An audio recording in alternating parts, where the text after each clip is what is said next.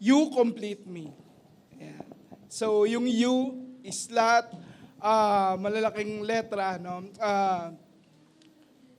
Sigad po yan. No? And naalala ko, no, yung kwentuhan namin ni Papa, itong mga nakaraang buwan, hanggang ngayong week po, medyo mabigat po sa akin itong mga nagdaang mga araw. Kasi po, sinasabi na ni Papa yung kanyang bibitaw. Pero hindi pa po exact yung plano pa lang po. No? So unti-unti na po akong kinakabahan. Yan. So, you complete me. Bakit ito yung title na binigay mo, Lord? Yun yung tanong ko, Lord, bakit ito yung title? No? Kumpletuhin mo ako. No? Kasi po, hindi ka kulang. No? Sabi mo nga sa katabi mo, hindi ka kulang. Pero nasobrahan ka na. Sobra ka na, anak. No? So, yun po yung title na binigay sa akin ng Lord, no? When I pray kaninang umaga, na, Lord, oo nga, no? Sa sobrang sipag ko makinig, no? Sa sobrang pag-a-appoint sa akin na magsalita, no? Hindi ko alam, sobra na pala ako. Isipin niyo yun, hindi ka nag-aral, no? Hindi ka nag-aral ng salita ng Diyos. Hindi ka nag-aral para mag-counseling, pero ang galing mong magpayo sa kaibigan mo. You are not entitled, no? na payo, but then, ginagawa mo. Ginagawa natin. Why? Because napagdaanan natin, because based doon sa narinig natin, based doon sa tingin natin na maganda lang. No? And natural sa tao, yung magmarunong. Kaya po, nung pagkabigay ng title, no, hindi pa ako nakaka-recover, nag-sorry na ako. Lord, sorry. Sobra na pala ako. And kaya ako hinihingi na kumpletuhin mo ko kasi gusto ko may tanggalin ka sa akin. And punta po tayo sa verse.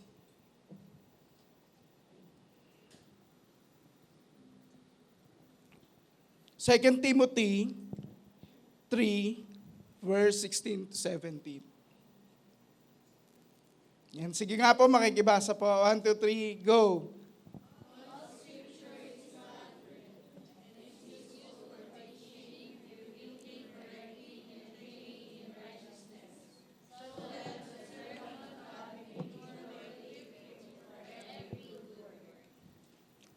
Isa po itong verse na to sa madaming napakagandang verses sa Bible. Sobrang alam ng karamihan sa atin, no, itong verse na to. Well, it talks about the Bible, the Word of God. No? Diyan po natin makikita. Pero tignan po natin yung history, no, nung isinulat po to ni Paul para kay Timothy. Sabi po dito, Paul has modeled his life after Christ for decades. Tama ba itong binabasa ko? Yun. His life has been filled with troubles and hardships. So, si Paul daw po, nung nabuhay siya, no, kay Kristo, no, sobrang dami niyang pinagdaan ng may hirap na bagay. No? And then, andiyan po yung nakulong siya. No? Why? Dahil sa pag-spread ng gospel o ng teaching ni Jesus. And sabi po dito, Paul firmly believes in the gospel of Jesus. He's passing the torch, so to speak, to Timothy and challenging him to continue his work. No? And itong senaryo po na to, itong last letter ni Paul, kasi po alam niya na ma-execute na siya, no? Ma-exile. So papatayin na po si Paul dito. And yet, si Paul po, hindi po siya nag-doubt. No? Instead, gumawa siya ng bilin para doon sa mahal niyang assistant. O yung tinatawag na disciple niya, no? Para kay Timothy. He wanted Timothy to stay rooted in Scripture and stick with what he had learned as a child and first believe. No? So sinasabi ni Paul dito na, kung ano yung nabasa mo, kung ano yung napag-aralan mo, kung ano yung niyakap mo, kung ano yung pinaniwalaan mo, manatili ka dyan hanggang huli. Dahil darating ang maraming, ano bang tawag doon? Impostor. No, sa term natin ngayon. Dahil maraming impostor or yung fake teachers, no, na magtuturo ng tunog tama pero mali. No? And then, etong si Timothy po, ang background po ni Timothy is disciple po siya ni Paul. No? Nung nakakulong po si Paul, siya yung inutusan ni Paul na pumunta doon sa Antioch para ayusin yung gulo doon sa itinayo niyang church doon. At ang naging issue po doon is yung pinasok po sila ng mga maling tagaturo at nagkaroon po ng dibisyon sa simbahan. So yun po yung sinasabi natin. No? Pag pinasok ng dibisyon o yung pagkakampi-kampihan ang ating simbahan, wala po doon ang Espiritu ni Kristo. So balik po tayo sa verse. So, sabi, meron daw pong 4 na layunin na makikita dyan. The fourfold purpose of Scripture. Number 1 is teaching. Yeah.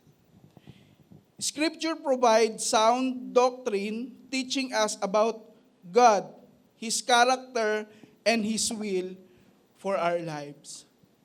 So, makikita po natin sa Bible,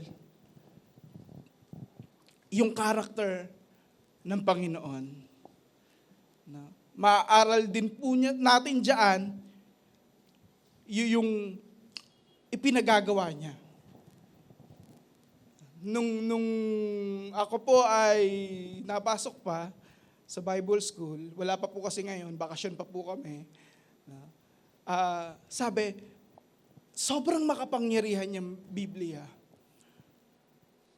To the point na ang daming nag-aral niyan, pero nabaliw. Why?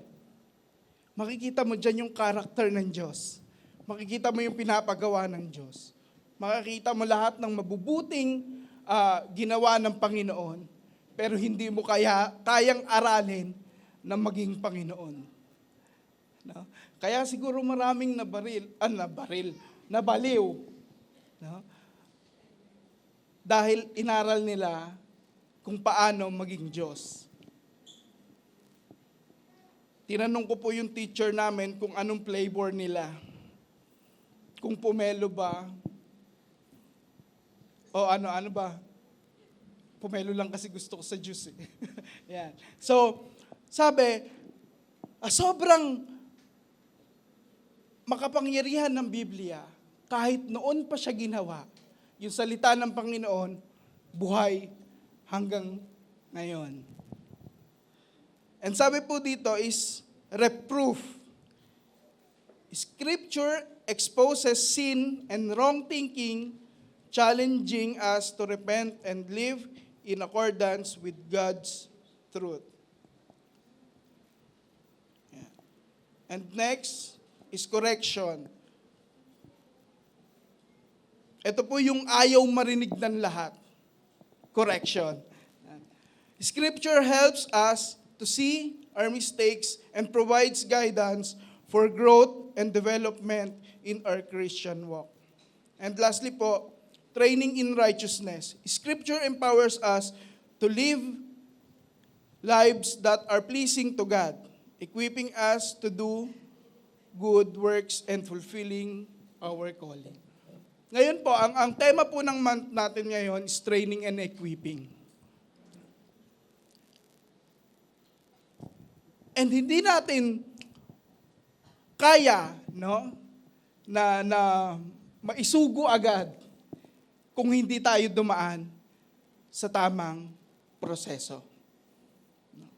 Kaya maraming nagbaback out hindi ko kaya yan. Kasi minsan, akala mo ready na.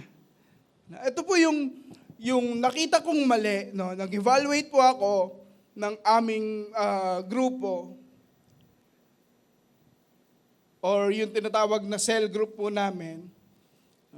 May mga times na nag-appoint ako ng tao, but then yun na rin yung araw na hindi kami nagkita. And then naisip ko, lagi ko naman siyang kasama. Masaya naman kami, wala naman kaming pinag-awayan, wala naman akong masamang ginawa sa kanya. But then, ipinaintindi sa akin ng Panginoon dito, hindi mo kasi tinrain.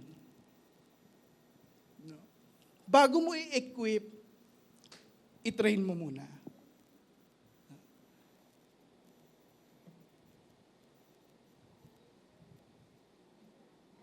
And sabi po, training in righteousness. Ano po sa Tagalog yung righteousness? Katuwiran.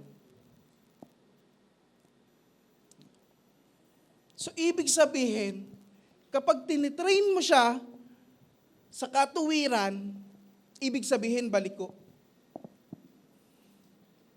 Kasi kailangang ituwid. At pag ang pako po baliko, para maituwid siya, kailangang pukpukin. And dun po papasok yung correction and rebuking. And most of us Christians, ang napapractice na lang natin is correction.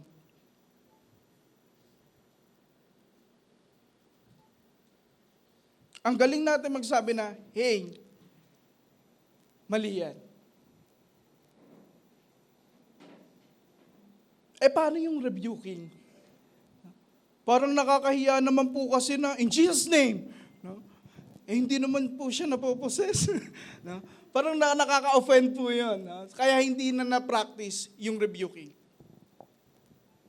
And actually po, kapag may tao na nagsasalita ng mali, no, and narinig mo, pwede mo naman siyang, teka lang, stop ka na. So hindi na maganda yung napapag-usapan na natin. No? So, change topic tayo. One way of rebuking. And kailangan po ma-practice natin siya as a leader, as a parent. Para mabantayan po natin yung ating mga inaalagaan. And ngayon po pag-aaralan natin kung paano ba dapat ang tinatawag na anak ng Diyos. Sino po ba yung mga anak ng Diyos dito? Ayun. Marami-rami na tayo. Nung mga nakaraan, onti lang Yan. A man of God needs to be completely, spiritually matured. Yan. When we say spiritually matured, hindi ka na spiritual baby. So hindi na dapat, alam mo ba, kapatid, ganito yung tinuturo sa Biblia. So dapat pag spiritually matured, unti-unti natututunan mo na kung paano pag-aralan yung salita ng Diyos. No? So yun po ang kailangan, no? Yung growth. No? Yung pananampalataya po, pinalalaki, pinauunlad. Hindi po pinapatay. Para maging kumpleto ka. And sabi, doon sa napag-aralan ko, na habang ikaw ay patuloy na lumalago o lumalaki yung iyong pananampalataya sa Panginoon, doon mo napapag-aralan yung pagiging humble. No? Yung pagpapakumbaba. Why? Kasi yun po yung pinakita ni Kristo nung siya ay nabuhay.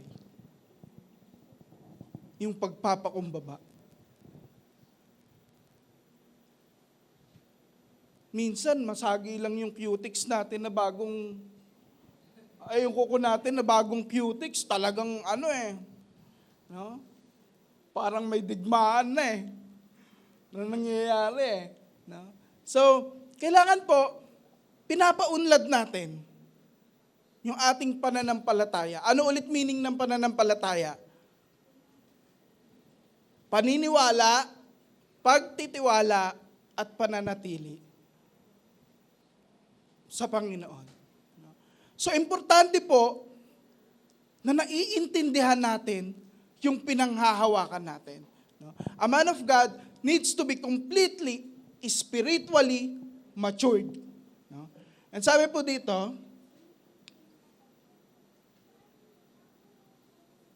kailangan lumalago ang relasyon niya sa Diyos. Kaya sobra ka na Kasi mas malaki yung oras na ginugugol mo doon sa makamundong gawain kaysa sa pakikipag-usap sa Diyos.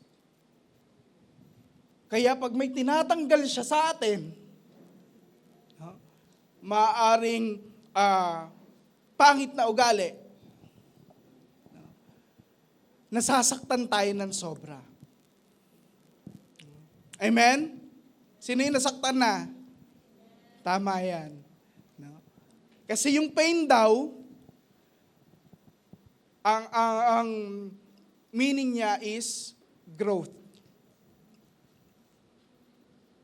Kapag hindi ka nasasaktan, hindi ka lumalago.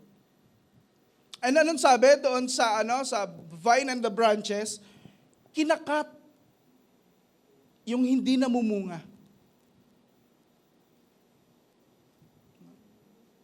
Pero yung namumunga, kinakat din kasi may trimming para mas lalo pang lumago. So ibig sabihin, parehong nasasaktan. Yung isa nga lang patay, pero yung isa para lumago. Alin yung mas gusto natin doon? And sabi po dito,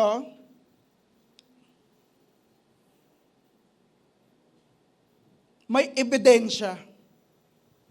Yung pagiging spiritual, yung spiritual maturity. Yan. Unang-una po is change heart. So, binagong puso. Sino na kaya yung laman ng puso mo ngayon? Pangalawa po is change mind. Yung dating Ate Leslie, the way siya mag-isip dati, hindi na ganoon ngayon. Why? Kasi pinanahanan na ni Kristo yung kanyang buhay. And pangatlo po is a changed life. So, nabagong buhay. Pag sinabing nabagong buhay, no, pati yung lifestyle mo dito pinag-uusapan. Hindi ka na matakaw matulog. Ako po matakaw gumising hindi matakaw matulog So, yung lifestyle po natin. Dapat po inaayos po natin yung lifestyle natin. No? Kailangan pinapangalagaan natin yung katawan natin, yung kalusugan natin. Why? Kasi yan yung binigay sa atin ng Panginoon. And dyan yung gagawing templo ng Panginoon. Ang pangit naman, no, gawin templo yung katawan mo, tas burara pala. Di ba? So, kailangan ayusin po natin. Ano po? At sabi po dito, when a disciple matures into a spiritual adult, the Holy Spirit brings them through a heart change. Una, they've moved from self-centered to others-centered. No? So hindi na puro pansariling kapakanan yung iniisip natin. Nagiging Christ-like na tayo para sa tao, para sa masa. Pero hindi po tayo tatakbo ng kandidato. So ibig sabihin po, mas inaalala natin yung kapakanan ng iba kaysa doon sa pansarili natin.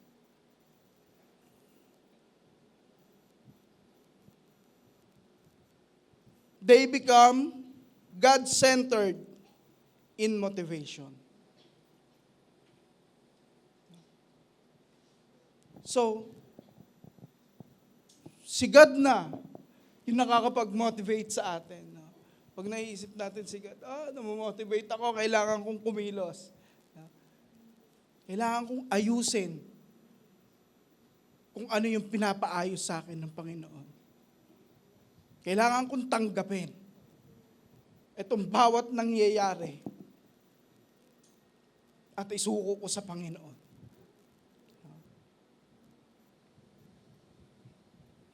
Hindi lang naman po tayo, no, hindi lang naman din po ako yung may nararanasang mabigat. No.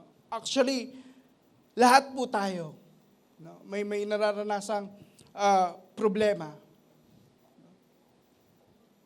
Pero isa lang po yung hinihingi ng Panginoon sa atin. Isuko mo sa akin. Yung buhay mo, and yung problema mo. Hayaan mo ang Panginoon yung tumulong sa'yo. Why? Kasi yun po ay, ipinangako niya sa atin lahat na magiging kasama natin siya saan man tayo magpunta.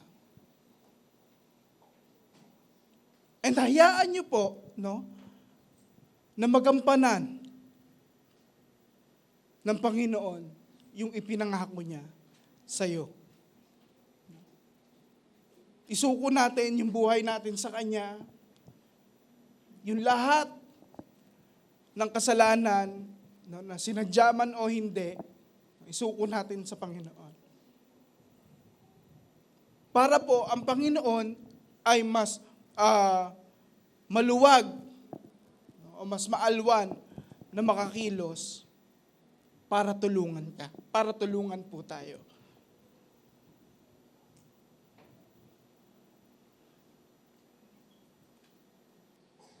They have the desire to serve and lead.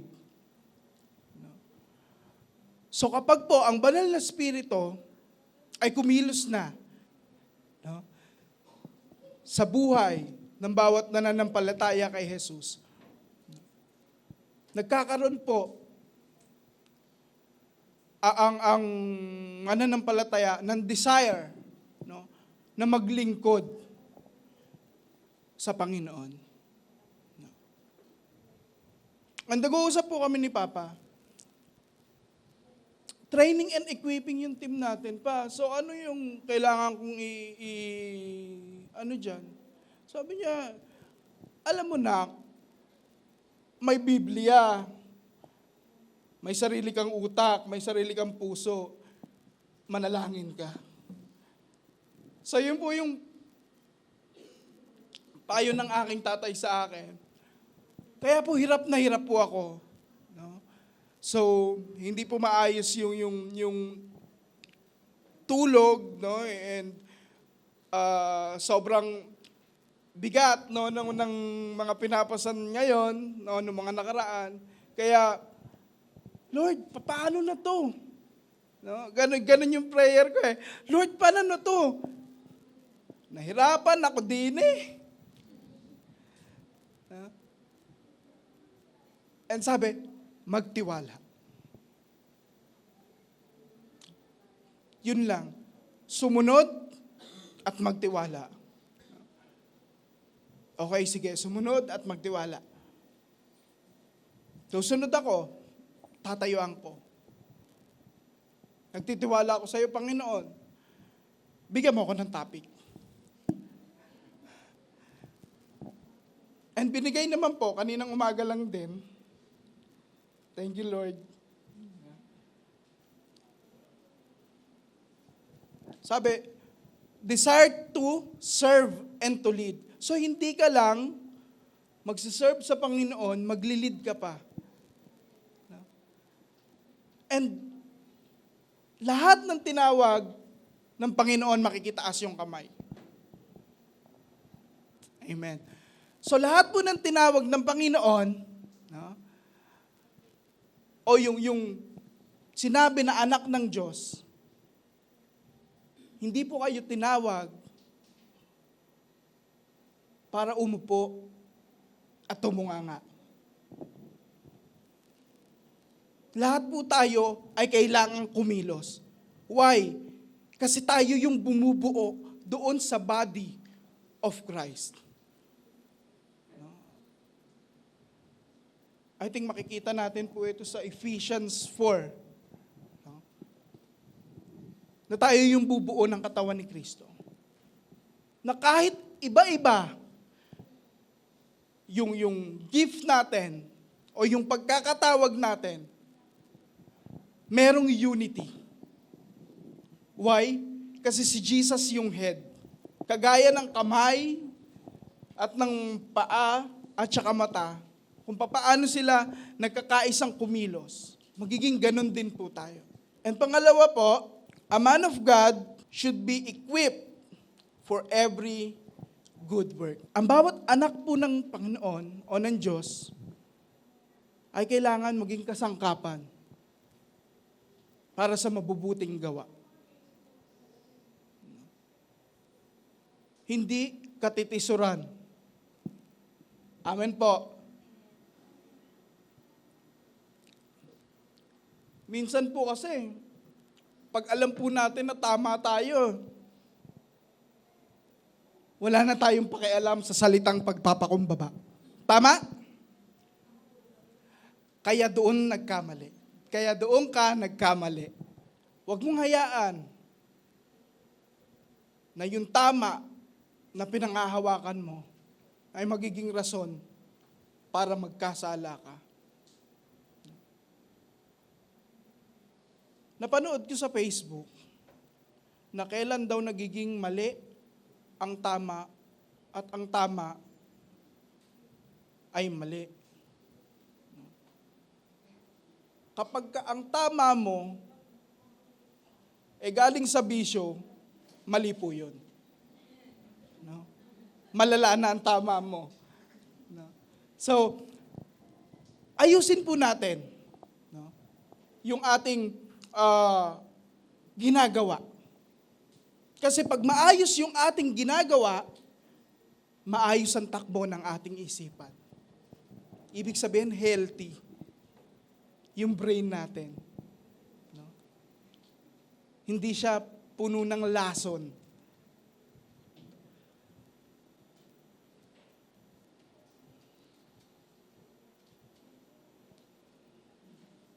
A man of God should be equipped for every good work regardless of the need.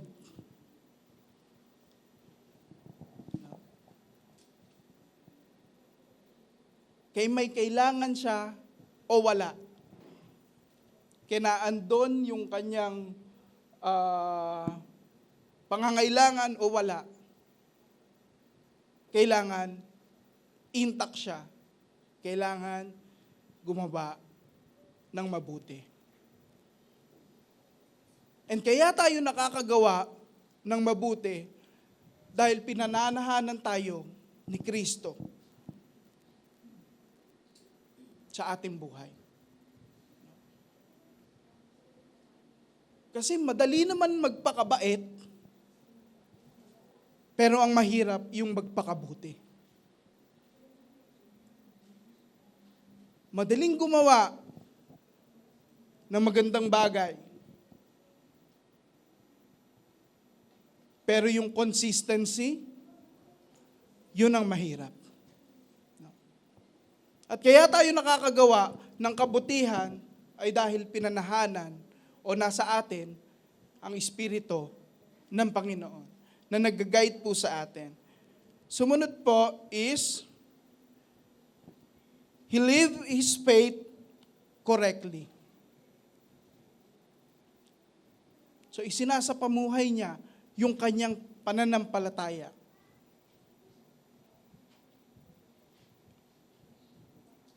And sobrang nakakalungkot po isipin, no? Ako po ay bata pa lang, no? Lumaki na sa simbahan, no? Siyempre, wala po akong choice, pastor ang aking mga magulang, no? Nakita ko po yung transition ng mga iba't ibang muka sa simbahan.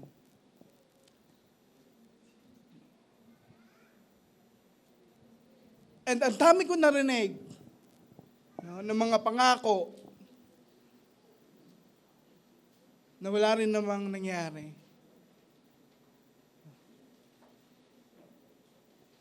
Yun po yung naging rason kung bakit ayaw kong ano bang tawag doon? Ayaw kong maging pastor.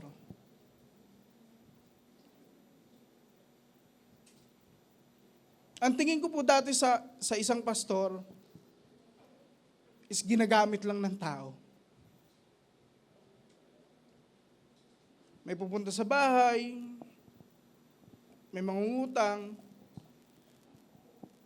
Minsan pati ulam inaarbor eh. No? Inihingi eh. No? So, hindi po ganun kaalwan yung buhay po namin noong mga panahon na yon. Kasi po, pumunta po kami dito, no, inasign kami ni Bishop, no, si Papa, na magpastor dito. Wala pong kakilala ni isa.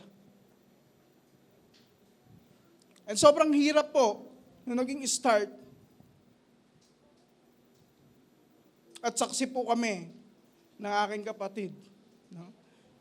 Pag may tinapa po sa lamesa, may celebration.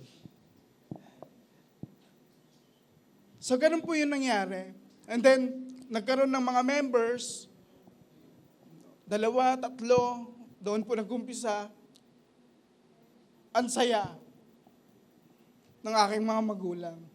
No? Kaya grabe yung saludo ko po doon sa mga talagang nagpa-pioneer, no? Na magtayo ng church. Kasi po, mahirap po talaga. Mahirap isa pamuhay yung pananampalataya, no? Kapag walang tumutulong sa'yo. Tama po? Kasi kaya nabuhay yung pananampalataya mo, may mga kapatiran na gumagabay sa'yo. May pastor na nangangalaga sa'yo.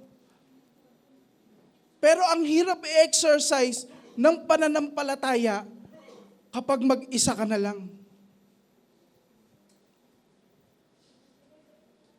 Lord, magtitiwala ako sa iyo.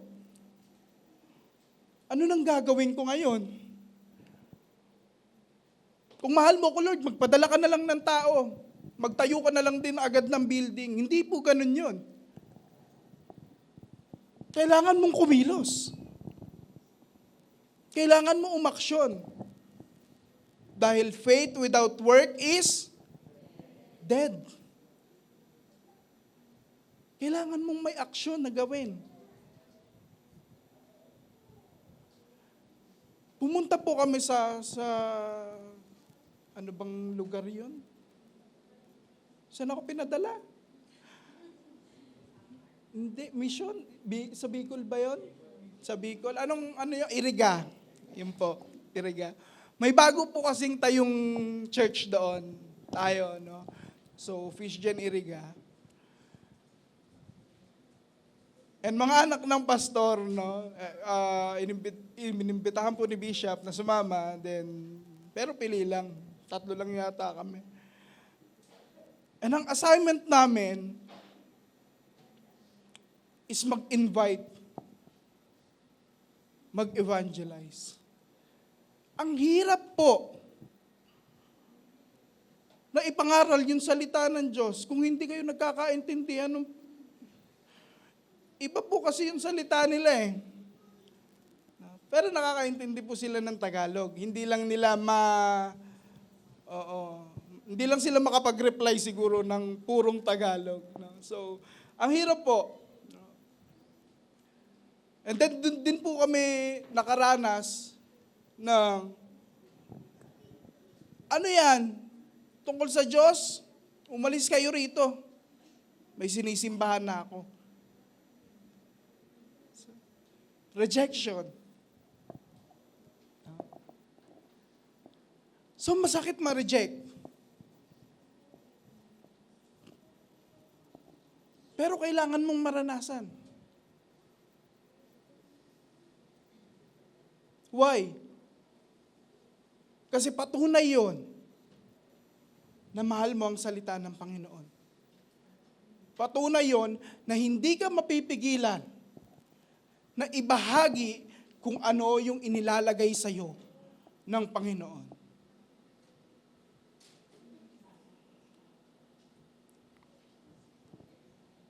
He can cast fear by trusting in God. So kaya mong palayasin, paalisin yung takot mo dahil sa pagtitiwala mo sa Diyos.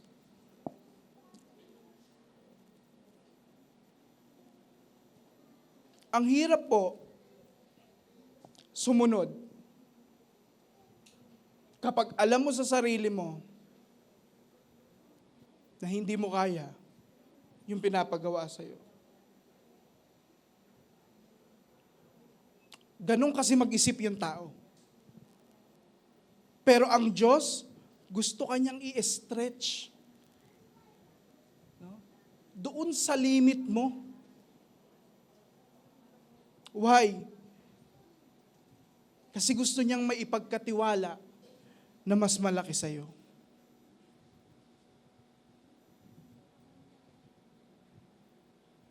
And kailangan po, maging ready tayo. Ano po? Kailangan, pagkatapos neto, no, leader, train mo naman ako para mag-share ng Word of God. Kasi po, ito po, yung pinapagawa po sa atin ng Panginoon. Ipalaganap, ipakalat ang mabuting balita. Ibahagi si Kristo sa ibang tao.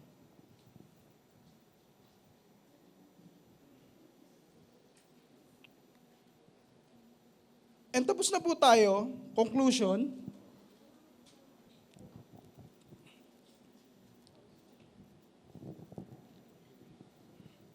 Asan na? Sige nga po, makikibasa ulit.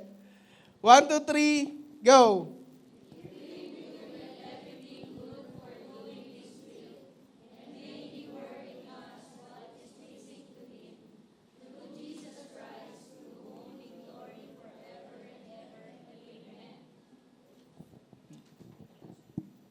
naway ibigay ng Diyos yung mga dinidesire nyo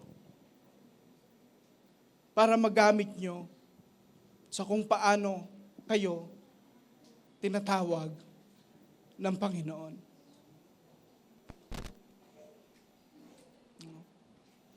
And evaluate po natin ngayong oras na to. Lord, ano ba yung gusto ko? Tutugma ba siya sa kung ano ang gusto mo para sa akin?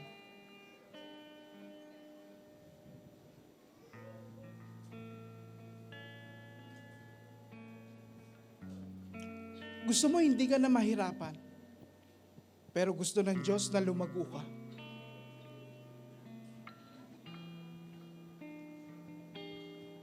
Ayaw natin masaktan.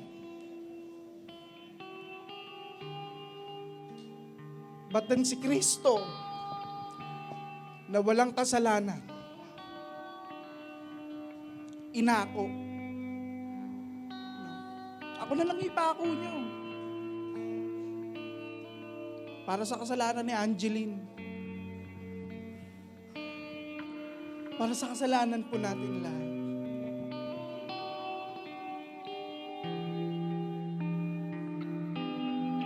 Nawa po na dumepende tayo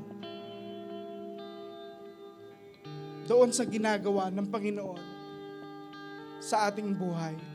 Nawa po na kung ano po yung mga pagsubok o yung nararanasan natin ngayon, maging drive siya para mas lalong kilalanin natin ang Panginoon.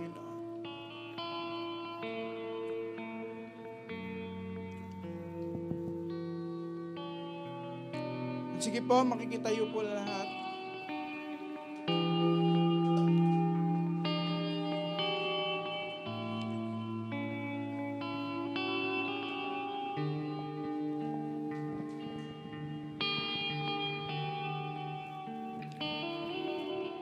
Father in heaven, maraming salamat po sa iyong salita, sa iyong mensahe, Panginoon. Maraming salamat, Panginoon, sa pagtutuwid sa aming kaisipan. Panginoon, inaalay po namin yung buhay namin sa iyo. Simula sa oras na ito. Lord, pakialaman mo yung buhay namin. Patawad, Panginoon, sa mga times na hindi namin nababantayan. Yun naman ang aming isip. Yun naman ang aming puso. Nabigla kaming pumapatol, Panginoon, sa mali.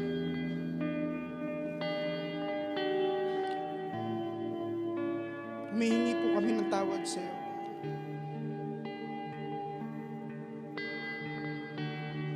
And God, nagpapakumbaba po kami, nakikiusap po kami sa iyo.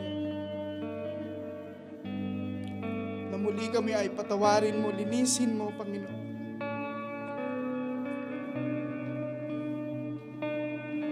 At turuan mo kaming magpatawad din, Panginoon. Turuan mo kaming dumipende sa kung ano ang sinasabi mo. Hindi sa kung ano ang sinasabi ng mundo. And God, hindi namin kayang gawin to kung wala ang tulong mo sa buhay namin. Ito po ang aming dalangin sa pangalan ng iyong anak na si Jesus. Amen.